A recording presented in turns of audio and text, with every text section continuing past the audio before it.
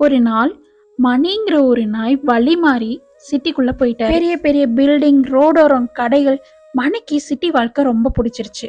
அங்க ரோடோரம் இருக்கிற பிளாட்ஃபார்ம்ல அதுக்குன்னு ஒரு ஃபேவரட் பிளேஸ் இருந்தது. அந்த இடத்துல தான் டெய்லி உட்காரும், தூங்கும், எல்லாமே பண்ணும். சில நாள் கழிச்சு அந்த இடத்துல உட்காந்துட்டு மணி டெய்லியும் அழுக ஆரம்பிச்சிருச்சு.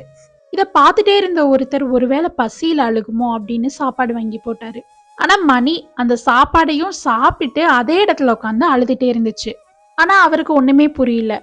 ரோடோரம் இருந்த ஒரு பிச்சைக்காரர் கிட்ட ஏன் இந்த நாய் இப்படி அழுகுதுன்னு கேட்டாரு. அதுக்கு அவர் சொன்னாரு, அது ஒண்ணும் இல்ல தம்பி, அந்த நாய் உட்கார்ந்துருக்க இடத்துக்கு அடியில ஒரு ஆணி விழுந்துருச்சு.